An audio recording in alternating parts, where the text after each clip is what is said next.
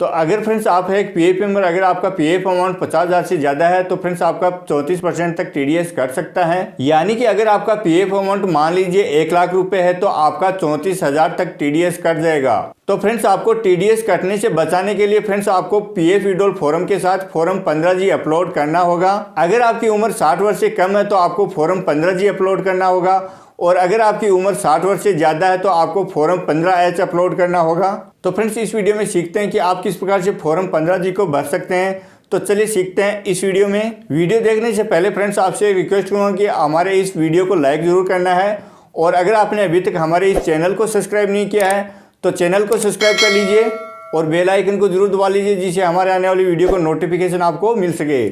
तो चलिए शुरू करते हैं इस वीडियो को।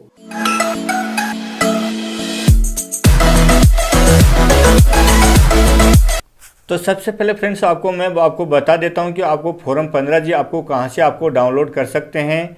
तो इसके लिए फ्रेंड्स आप अपने मोबाइल या कंप्यूटर में ब्राउज़र ओपन कर लीजिए। ब्राउज़र ओपन करने के बाद में फ्रेंड्स यहां पर आपको साइट लगा लेनी है incometaxindia.gov.in, और उसके बाद में फ्रेंड्स यहां पर आपको दिखाई दे रहा है इनकम टैक्स डिपार्टमेंट। फ्रेंड्स आपको इस पर क्लिक करना है, और उसके बाद में फ्रेंड्स यहाँ पर आपको दिखाई दे रहा है फॉर्म्स डाउनलोड, तो यहाँ पर आपको आना है। और उसके बाद में फ्रेंड्स यहाँ पर आपको दिखाई दे रहा है इनकम टैक्स फॉर्म, तो यहाँ पर आपको क्लिक कर देना है। तो यहाँ पर आपके सामने कई सारे फॉर्म आपके सामने खुल के आ जाते हैं। तो यहाँ पर आपको नीचे आना है। नीचे आने के बाद में फ्रेंड्स यहाँ पर आपको दिखाई दे रहा होगा फॉर्म 15G, तो यहाँ पर आपको दिखाई दे रहा है PDF, आपको इस पर क्लिक करना है। तो यहाँ पर आपका ये फॉर्म 15G आ गया है। तो अब आप इसे डाउनलोड कर लीजिए, और इसे आपको डाउनलोड करके आपको इसका प्रिंट निकलवा लेना है। तो यहाँ पर फ्रेंड्स ये है फॉर्म 15G जो आपको फिल करना है, और इसके 3 पार्ट है, और ये है इसका फर्स्ट पार्ट, और ये है इसका सेकंड पार्ट, और ये है इसका थर्ड पार्ट। लेकिन फ्रेंड्स यहाँ पर आपको केवल आपको फर्स्ट पार्ट ही आपको भरना है, और आपको फर्स्ट पार्ट आपको किस प्रकार से भरना है वो मैं आपको बता देता हूँ। यहाँ पर फ्रेंड्स आपको पॉइंट नंबर 1 में यहाँ पर आपको दिखाई दे रहा है नेम ऑफ असिस्ट डिक्लेरेंट। तो यहाँ पर आपको फ्रेंड्स आपको अपना नाम लिख देना है। तो यहाँ पर आप अपना नाम लिख दीजिए, और उसके बाद में यहाँ पर आपको पॉइंट नंबर में यहाँ पर आपको दिखाई दे रहा है पेन ऑफ दी असिस्ट।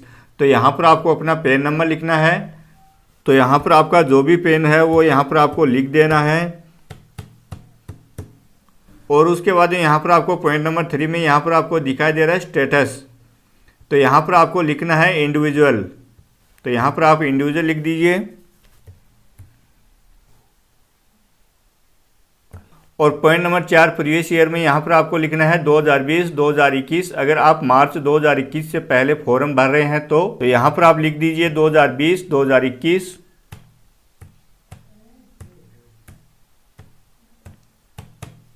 अगर आप मार्च 2021 के बाद में फॉर्म भर रहे हैं तो यहाँ पर आप लिखेंगे 2021-2022। और उसके बाद में यहाँ पर आपको पॉइंट नंबर 5 में रेजिडेंट स्टेटस में आपको लिखना है रेजिडेंट। तो यहाँ पर आप लिख दीजिए रेजिडेंट। और उसके बाद में यहाँ पर आपको पॉइंट नंबर 6 से लेकर आपको पॉइंट नंबर 14 तक आपको केवल बेसिक डिटेल आपको भरनी है, जैसे कि आप रहते कहाँ हैं, आपका मोबाइल नंबर क्या है, आपका ईमेल आईडी क्या है, वो यहाँ पर आपको भर देना है। और उसके बाद में यहाँ पर आप पॉइंट नंबर 15 में आएंगे। पॉइंट नंबर 15 में हमसे पूछा जाता है कि पिछले 6 सालों में क्या हमारा इनकम टैक्स असेसमेंट हुआ है। तो यहाँ पर आपको जवाब हाँ या ना में देना है। तो यहाँ पर अगर आपका इनकम टैक्स 6 सालों में असेसमेंट हुआ है तो यहाँ पर आपको यस करना है, नहीं तो यहाँ पर आपको नो कर देना है। तो हमारे केस में यहाँ पर नहीं हुआ है तो मैं यहाँ पर नो कर देता हूँ। और उसके बाद में यहाँ पर आपको नीचे दिखाई दे रहा है if yes latest assessment year for which assist. तो यहाँ पर फ्रेंड्स आपका जिस वर्ष में आपका इनकम टैक्स असेसमेंट हुआ है वो ईयर यहाँ पर आपको लिखना है। यहाँ पर अगर आपका इनकम टैक्स 6 सालों में कटा है तो यहाँ पर आपको लिख देना है, नहीं तो इसे आपको खाली छोड़ देना है। और उसके बाद में यहाँ पर आप पॉइंट नंबर 16 में आएंगे। तो यहाँ पर आपको अपनी पीएफ की अमाउंट लिखनी है। आपकी पीएफ की जितनी भी अमाउंट है वो यहाँ पर आपको लिख देना है। और यहाँ पर आपकी एम्प्लॉय शेयर और एम्प्लॉयर शेयर दोनों का अमाउंट यहाँ पर आपको जोड़ के लिखना है, लेकिन यहाँ पर आपको अपना पेंशन का पैसा जोड़ के नहीं लिखना है। तो यहाँ पर आपका जितना भी पीएफ का अमाउंट है वो यहाँ पर आप लिख दीजिए। और उसके बाद यहाँ पर आप पॉइंट नंबर 17 में आएंगे तो यहाँ पर आपकी एक ईयर की आपकी कितनी इनकम है वो यहाँ पर आपको लिखना है। तो यहाँ पर आपकी जितनी भी एक वर्ष की आय है वो यहाँ पर आपको लिख देनी है।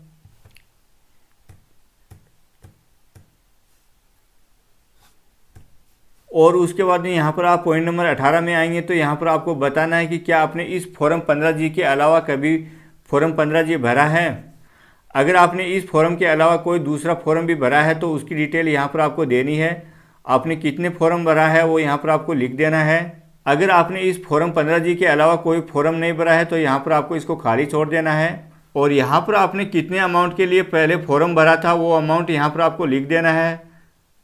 अगर आपने नहीं भरा था तो यहाँ पर आपको इसको खाली छोड़ देना है। तो उसके बाद में यहाँ पर आप पॉइंट नंबर 19 में आएंगे तो यहाँ पर आपको दिखाई दे रहा है identification number of relevant invest account. तो यहाँ पर आपको अपना यूएन नंबर लिख देना है या फिर आपको अपना मेंबर आईडी लिख देना है।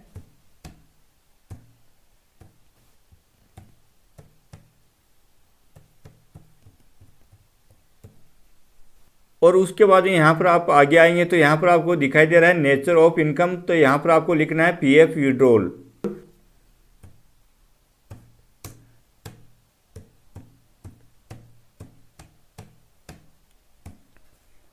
और उसके बाद यहाँ पर आपको आगे आएंगे तो यहाँ पर आपको दिखाई दे रहा है section under which tax is deductible. तो यहाँ पर आपको लिखना है 92A।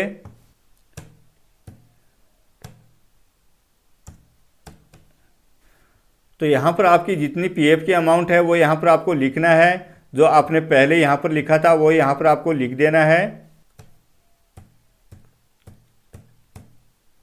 और उसके बाद यहाँ पर आपको दिखाई दे रहा है सिग्नेचर ऑफ द डिक्लेरेंट। तो यहाँ पर आपको अपना सिग्नेचर कर देना है। तो यहाँ पर फ्रेंड्स आप अपना सिग्नेचर कर दीजिए। सिग्नेचर करने के बाद में फ्रेंड्स यहाँ पर आपको नीचे आना है। नीचे आने के बाद में फ्रेंड्स यहाँ पर आपको डिक्लेरेशन देना होता है। इसके लिए फ्रेंड्स यहाँ पर आपको अपना नाम लिख दीजिए। तो यहाँ पर आप अपना नाम लिख दीजिए। तो यहाँ पर अगर आप मार्च 2021 के पहले फॉर्म भर रहे हैं तो यहाँ पर आपको लिखना है 31 मार्च 2021।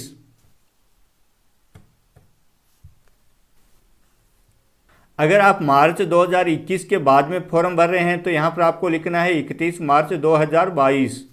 और यहाँ पर आपको असेसमेंट ईयर में यहाँ पर आपको लिखना है 2021-2022। अगर आप मार्च 2021 के पहले फॉर्म भर रहे हैं तो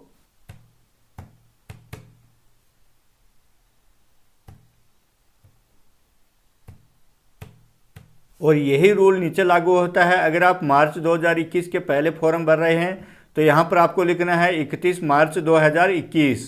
तो यहाँ पर आप लिख दीजिए 31 मार्च 2021। और यहाँ पर असेसमेंट ईयर में आएगा 2021-2022। उसके बाद में यहाँ पर आपको नीचे यहाँ पर आपको प्लेस डाल देना है। तो यहाँ पर आप अपना प्लेस डाल दीजिए। उसके बाद में यहाँ पर आपको डेट डाल देनी है।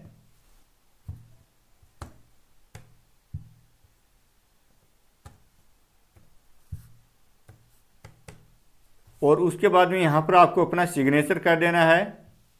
तो यहाँ पर आप अपना सिग्नेचर कर दीजिए। तो यहाँ पर फ्रेंड्स अब आपका ये फॉर्म भर के तैयार हो गया है। अब आपको इसको अपलोड करना होता है। तो फ्रेंड्स इस फॉर्म को पीएफ विड्रॉल फॉर्म के साथ किस प्रकार से आपको अपलोड करना है इसके लिए फ्रेंड्स मैंने अलग से वीडियो बना रखा है। उस वीडियो का लिंक फ्रेंड्स आपको इस वीडियो के डिस्क्रिप्शन में मिल जाएगा, वहाँ पर आप जाकर के देख सकते हैं। इस प्रकार से फ्रेंड्स आपको यह फॉर्म पूरा भरना है।